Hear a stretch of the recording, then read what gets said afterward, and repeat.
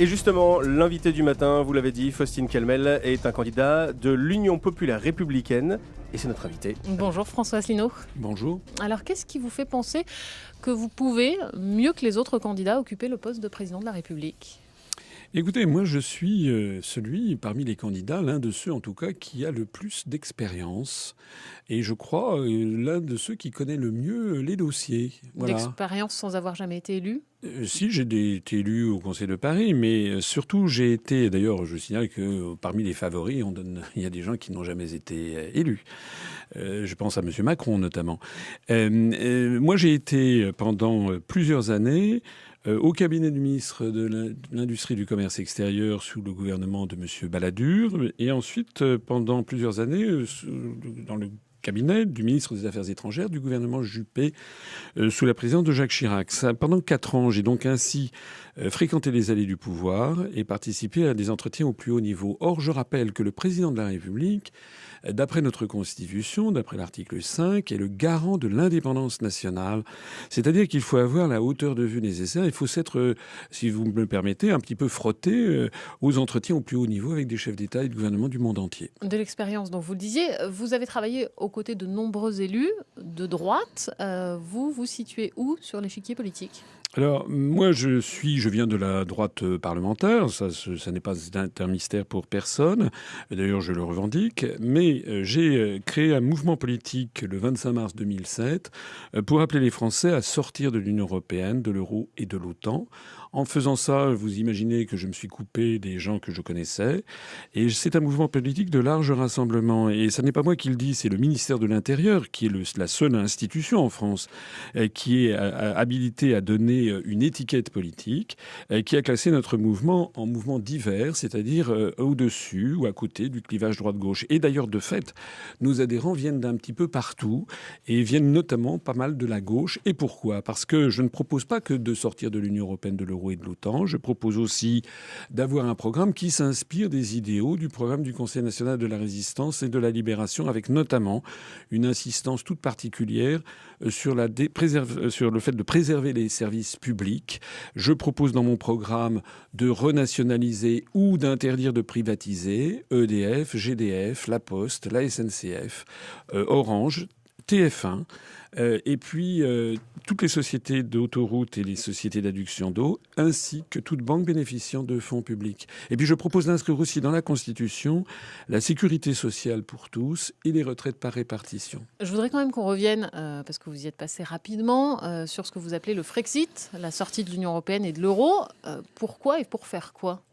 Pour rendre aux Français leur démocratie. Parce que, et pas seulement, c'est aussi pour que les Français échappent au tsunami qui arrive. Parce que personne n'en parle, ou on en parle en tout cas très peu, parce que ce sont des sujets techniques et rébarbatifs. Mais sortir de l'euro, ça ne va pas provoquer un tsunami ? Non, c'est le contraire qui est en train de se produire. Ce qui est en train de se produire, c'est qu'il y a une divergence croissante de la compétitivité des économies de la zone euro.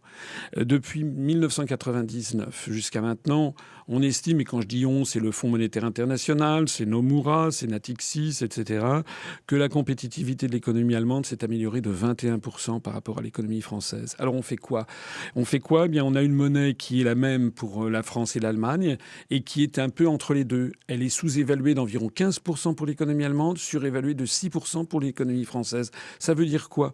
Ça veut dire qu'avant l'euro, normalement, le franc se serait déprécié progressivement par rapport aux marques, de telle sorte qu'on aurait maintenu notre compétitivité. Comme on ne peut plus le faire, eh bien, on a donc des déficits commerciaux géants, on a une monnaie trop chère et le chômage ne fait que monter. Je sais que c'est un petit peu compliqué, mais en sortant de l'Union européenne, de l'euro, et vous le disiez aussi tout à l'heure, de l'OTAN, est-ce que vous ne faites pas une France complètement isolée ? Non, ça fait partie... Sur le plan économique et international. Non, écoutez, nous avons un voisin qui s'appelle la Suisse, qui est ni dans l'Union européenne, ni dans l'euro, ni dans l'OTAN, et qui est, selon le programme des Nations unies pour le développement, l'un des pays du monde où l'on vit le mieux. D'ailleurs, les pays d'Europe occidentale où l'on vit le mieux... C'est un modèle très différent, le modèle suisse. Non, c'est pas si différent que ça. Vous savez, il y a des gens qui disent qu'ils ne vivent que des banques. Non, ça n'est pas exact.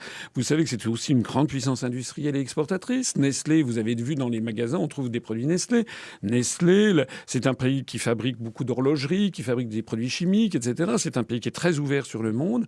Et c'est un pays qui a gardé son indépendance nationale.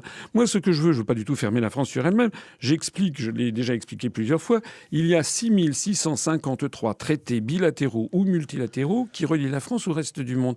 Et je propose d'en dénoncer 3. C'est-à-dire qu'on restera lié à 6650 traités après être sorti de l'Union européenne. On restera à l'ONU, au Fonds monétaire international, à la Banque mondiale, etc. C'est une erreur de croire que la France se refermerait sur elle-même. C'est faux. Au contraire. Très rapidement, François Asselineau, vous avez obtenu moins de 1% des voix, votre parti, aux dernières élections européennes régionales. C'est quoi votre objectif sur ce scrutin ? Moins de 1%, c'était déjà pas mal de faire près de 1% des suffrages avec 190 000 électeurs au régional de 2015. C'est toujours plus que M. Macron qui, pour l'instant, a obtenu... Il ne s'était pas présenté. Donc. Oui, non, mais justement, il a obtenu 0 voix.